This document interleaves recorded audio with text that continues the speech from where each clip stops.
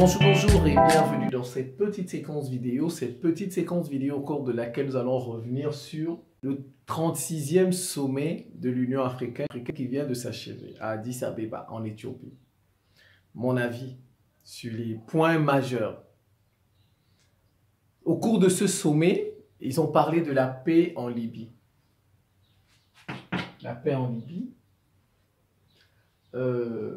Il était principalement axé sur la ZLECAf, la zone de libre-échange continentale africaine. Voilà. Ça, c'était le thème. Renforcer les échanges entre pays africains. Il y a eu l'incident de l'observatrice israélienne, la délégation israélienne qui a été expulsée.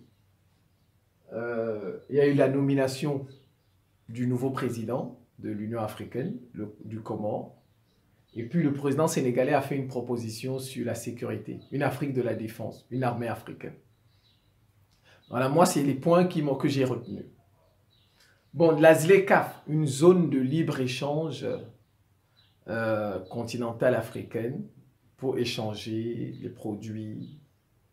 Ça, c'est très bien. On ne peut pas être contre ça. J'espère seulement qu'on ne viendra pas nous saboter le projet. Voilà. Parce que nous avons beaucoup d'ennemis qui ne veulent pas voir notre essor. Si les pays africains échangent entre eux, déjà on va construire des routes pour favoriser ces échanges. On va favoriser la circulation des marchandises, la circulation des personnes. Donc il y aura des facilités de déplacement. Voilà. Un Sud-Africain peut quitter en Afrique du Sud et aller jusqu'au Maroc par la route. Comme vous voyez l'Union européenne, il se déplace, vous voyez. Ça, on va vers cela, c'est avec la ZLECAf. Je ne peux que apporter mon soutien et ma bénédiction et ma prière. C'est tout. Ça, c'est le premier point. Je ne vais pas à ça, il n'y a même pas lieu d'épiloguer. Ça, je suis d'accord avec ça. Mon seul souci, c'est qu'on ne nous torpille pas le projet. On ne nous torpille pas le projet. Ils ont parlé il va envoyer une commission en Libye pour réconcilier les Libyens. Ça aussi, c'est bien. La paix entre les Libyens. Nous ne voulons plus de pays divisés en Afrique. Voilà. Il faut se regrouper et non balkaniser l'Afrique. Berliniser l'Afrique. Nous sommes encore dans l'esprit de Berlin. On continue de nous diviser, de nous balkaniser. Non. Il faut débalkaniser l'Afrique. Il faut déberliniser l'Afrique. L'Afrique doit être une. Comme ça, on peut peser face aux autres. Et en miettes, petits États, 10 millions d'habitants, 15. C'est pourquoi, vous voyez, ils nous dominent. C'est ça leur projet. Ils font tout pour qu'on n'accouche plus. Ils découragent nos femmes. Ils disent non, voilà, ils envoient leurs pions sur les réseaux sociaux là. Disent non, ne faites pas les enfants, ne faites pas les enfants. L'Afrique est sous-peuplée. L'Afrique est immensement riche et sous-peuplée. Il suffit de voir la superficie de l'Afrique. La superficie de l'Afrique, la superficie de l'Inde. Vous prenez l'Inde, la Chine, les États-Unis. Eh bien, vous mettez dans l'Afrique, ça ne suffit pas. L'Afrique, c'est plus de 30 millions de kilomètres carrés. Plus de 30 millions. L'Inde, ce n'est même pas... Je vais extrapoler. Je vais exagérer. La superficie de l'Inde, ce n'est pas 2 millions de kilomètres carrés. Je dis j'exagère. J'exagère. La superficie de l'Inde, ce n'est pas 2 millions de kilomètres carrés. Ça, comme je vous dis, c'est moins. C'est moins. Mais l'Inde a plus d'habitants que l'Afrique. L'Inde a plus d'habitants que l'Afrique qui a 30 millions. Donc, comme je vous ai dit, j'exagère. L'Afrique, la superficie de l'Afrique, c'est 15 fois la superficie de l'Inde. 15 fois. Donc, si on veut voir exactement, c'est peut-être 18 fois. C'est 18 fois la superficie de l'Inde. La superficie de toute l'Afrique, c'est 18 fois la superficie de l'Inde. La population de l'Inde dépasse la population de l'Afrique, de toute l'Afrique. Donc, l'Afrique est sous-peuplée, mais immensement riche. Donc, on nous décourage pour ne pas accoucher, faire des enfants, parce qu'ils veulent continuer à piller notre continent. Les richesses qu'il y a en Afrique, là, on partage ça à chaque Africain. Il vit bien toute sa vie, et même jusqu'à sa 10e descendance.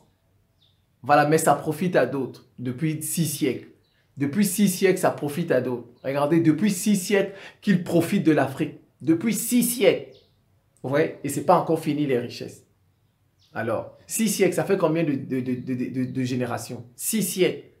Ça fait, si on fait en gros, ça peut faire 12 générations. 12 générations.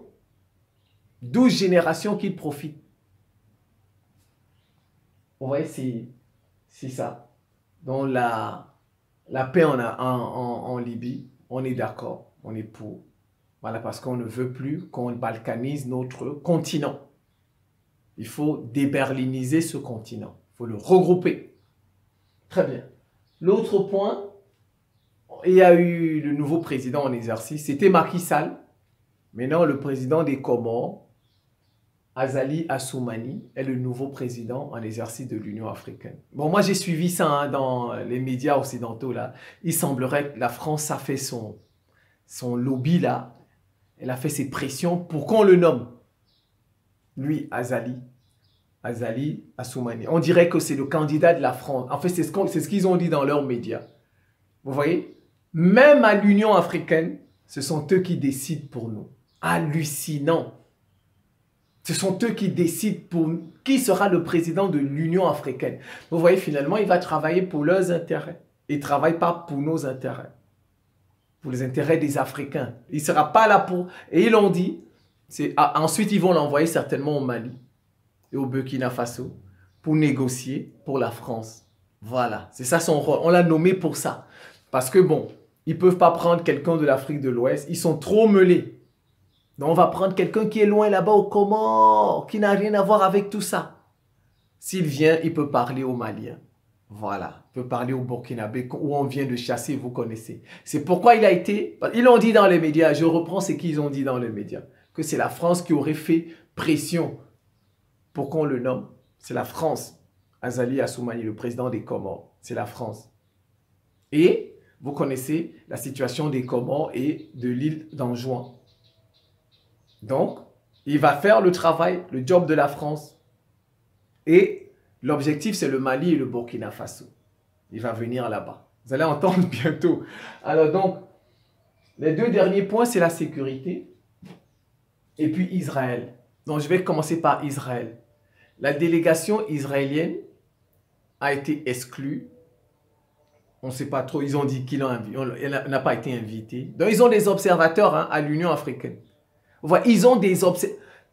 Quand ils font leur réunion là-bas, prenons Israël, à la Knesset là-bas, quand ils font leur débat là dans leur parlement, est-ce qu'ils ont un observateur africain là-bas? Un observateur africain, est-ce qu'ils en ont là-bas? Non. Vous voyez, ce qu'ils n'acceptent pas chez eux, ils le font chez les autres. Ce qu'ils n'acceptent pas. Quand les États-Unis, quand il a fait le discours à la nation, Joe Biden, le discours à la nation, est-ce qu'il y avait un observateur africain là-bas? Non. Quand ils se réunissent là-bas en Europe, quand ils font leur machin, est-ce qu'il y a un observateur africain? Non. Vous voyez, ce sont eux qui ont le droit d'avoir des choses chez nous. Nous, on ne peut rien avoir chez eux. Ils ont des soldats chez nous. Nous n'avons pas de soldats chez eux. Leurs médias sont chez nous. Nous n'avons pas de médias chez eux. Comment on peut continuer à vivre comme ça? Comment cette logique à sens unique, ce droit à sens unique, ils ont tous les droits, vous avez des devoirs. Nous avons des devoirs. Ils ont tous les droits. Tous les droits. Leurs médias pilulent chez nous. Mais nous, nos médias ne sont pas chez eux. Ils ont des observateurs. C'est comme ça. Même un petit maire de ville, quand il va faire des cadeaux, vous allez voir, il y a un observateur là, quelqu'un de l'UNICEF qui est là, un blanc. Vous allez voir il y a toujours quelqu'un pour mettre l'œil sur ce que nous faisons. Toujours. Même un simple député. Même un simple député, quand il veut, il y a toujours quelqu'un. Vous allez voir, il y a toujours un représentant d'une institution. D'une institution, je ne sais pas trop quoi, qui est toujours là. En fait, c'est pour espionner, c'est tout. C'est pour être au courant de ce que font les Africains, les décisions. Qu'est-ce que quelqu'un d'Israël fait là-bas? Qu'est-ce que quelqu'un d'Israël fait là-bas? Est-ce qu'il y a des représentants africains, des observateurs africains chez eux? Il n'y en a pas. Vous voyez, c'est toujours à sens unique, ce droit-là. Ce droit-là est toujours à sens unique. Il n'y a jamais réciprocité avec nous. Nous ne sommes même pas des humains pour eux. Nous ne sommes même pas des humains. Regardez. Il n'y a aucune institution internationale, aucune, institutions internationales en Asie, en Amérique latine et en Afrique. En fait, quand j'ai dit en Afrique, oui. En Afrique, il y en a peut-être une ou deux. Mais ce sont des institutions mineures. Programme de défense de la nature. Vous voyez? Programme de défense de la nature. Ça, c'est rien du tout. Qu'on défende la nature, qu'on ne défende pas. Regardez, ça, je pense que c'est au Kenya. Il y a une institution comme ça au Kenya. Le siège, c'est au Kenya. Vous voyez? C'est la nature, l'environnement. Ouais, vous voyez, ils nous flattent. Ils mettent une institution comme ça en Afrique, son siège. Parce qu'ils viendront nous demander de préserver l'environnement. Eux, ils ont le droit de polluer, vous voyez. Nous, on n'a pas ce droit. Ils vont, ah ben, on vous a mis une institution. Voilà ce genre. Il y a une, je pense, une. Ou au plus deux institutions internationales en Afrique. Je pense que c'est au Kenya. Mais ce sont des institutions de façade, de rien du tout. C'est pas important. Un programme des Nations Unies, c'est pas tout nanani nana pour l'environnement, pour la protection de l'environnement. Et vous voyez, ils ont mis ça son site. Toutes les grandes institutions, c'est en Amérique du Nord et en Europe. La Russie n'a aucune institution internationale. La Chine n'a aucune institution internationale importante là. Il n'y en a pas. Toutes les institutions sont chez eux. Tu peux rien. Tu ne peux pas. C'est chez eux. Si tu ne fais pas ce qu'ils te disent, ils te chassent. Puisque c'est leur pays. Regardez par exemple l'ONU. L'ONU est même née à Yalta. L'ONU que vous voyez est née en URSS, à Yalta, la conférence de Yalta. C'est la conférence au cours de laquelle on a décidé de mettre l'ONU en place pour remplacer la Société des Nations. Et la conférence de Yalta, il y avait Staline, Churchill, Roosevelt, Man of New Deal, De Gaulle et puis Mao, les cinq grands, les 5 vainqueurs de la guerre mondiale, la deuxième guerre mondiale. Ce sont eux qui étaient là-bas et c'est là-bas. Mais vous voyez, et le siège de l'ONU n'est même pas en URSS. C'est aux États-Unis, à New York. Toutes les institutions sont chez eux, toutes. Les institutions majeures, l'UNESCO, c'est à Paris. Quand c'est pas à Madrid, c'est à Bonn, c'est en Suisse là-bas, à Zurich, c'est en Italie. Toutes les institutions importantes sont chez eux. Toutes. Bon, maintenant, ils peuvent se camoufler là, prendre un noir, prendre un asiatique, mettre à la tête. Mais en réalité, ce sont eux qui décident. Vous voyez, nous avons des observateurs chez nous. Ils observent quoi? Ils observent quoi? Vous êtes en train de faire votre réunion privée. Comment vous allez faire avancer votre continent? Des gens viennent observer. Des gens viennent observer. Heureusement, l'Algérie et l'Afrique du Sud a dit non, on n'en veut pas. On n'en veut pas par rapport à ce qu'ils font à la Palestine. Par rapport à ce qu'ils font à la Palestine. Moi, c'est même pas... On ne doit plus avoir des observateurs dans nos réunions, dans nos conférences, dans nos sommets. On ne doit plus... Regardez, c'est la France qui a fait pression. Pour qui est? Pour ce président. Azali Assoumani. C'est la France. Vous voyez, nos institutions. Eh bien, j'en viens à la sécurité. Macky Sall a fait cette suggestion. Une force de sécurité africaine. En fait, en un mot, on va dire une armée africaine. Une Afrique de la défense. Vous voyez, les projets comme ça, c'est bien. On est content. Mais bon, regardez. Si déjà le président de l'Union africaine, la France a fait pression, la sécurité, qui sera derrière? Qui sera derrière la sécurité? C'est certainement l'OTAN. C'est l'OTAN, c'est l'Occident en un mot. Et ils ne vont pas penser à fabriquer des armes, ils vont acheter les armes aux Occidentaux. Aux Occidentaux, et certainement les Occidentaux vont financer cette force de sécurité. Et cette force de sécurité ne sera pas au service des Africains. Elle sera au service des non-Africains, des Occidentaux. C'est ça. C'est ça le problème avec nos institutions, c'est ça le problème avec nos organisations. Elles ne défendent pas les intérêts des Africains, du peuple africain. Nos institutions défendent les intérêts des autres. Regardez ça, c'est des bonnes idées, la sécurité. Mais vous allez voir, s'ils mettent cette armée, c'est pour enlever des présidents qui ne font pas leur volonté. Vous allez voir, dès qu'il y a une petite manifestation, on envoie l'armée, ils vont envoyer cette armée africaine-là pour enlever le président. Responsabilité de protéger, comme ils ont fait avec Kadhafi. C'est ça le rôle que vous voyez, cette armée-là, si on met ça en place, c'est pour ça. C'est pour enlever les présidents qui ne font pas la volonté des Occidentaux. Et le prétexte sera droit de protéger des populations martyrisées. Un président martyrise sa population.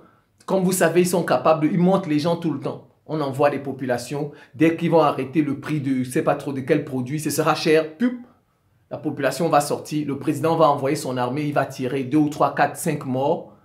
Responsabilité de protéger. La nouvelle armée là, ils vont intervenir pour faire tomber le président. En fait, alors qu'en réalité, c'est parce que le président là, c'est le prétexte. Ne fait pas leurs affaires. Comme ils l'ont fait en Irak. L'Irak, c'était le dollar, c'est tout. Saddam Hussein avait décidé de ne plus utiliser le dollar pour vendre son pétrole. On a inventé des choses, les armes de destruction massive, et on a attaqué Saddam Hussein. C'est ça. L'autre point, c'est tellement lutter contre les coups d'État. Oui, cette armée-là, cette Afrique de la défense, ce sera pour lutter contre les coups d'État, contre les présidents pro-occidentaux. Ils l'ont déjà dit, hein, même en Afrique de l'Ouest, ils l'ont dit qu'ils vont mettre une force pour lutter contre les coups. Mais en fait, les coups d'État, c'est contre qui? C'est des coups d'État contre les présidents pro-occidentaux. Parce que tout ce qu'on a fait au Mali, là, au Burkina, on a enlevé des présidents pro-occidentaux. Donc c'est pourquoi, vous voyez, ils veulent mettre une force comme ça. C'est une bonne idée, mais malheureusement, ce n'est pas au service des Africains. Vous voyez, l'Afrique, c'est le seul continent où vous avez un peuple, son élite, ses dirigeants travaillent contre le peuple. Voilà, c'est le seul continent. Regardez toutes ces idées-là comme elles sont belles. Mais c'est contre le peuple, c'est contre les Africains. Voilà, donc vous voyez ça. Bon, je pense que j'en ai assez dit, je vais m'en tenir là. C'est la fin de cette petite séquence vidéo. Je vous remercie pour votre attention et à très bientôt.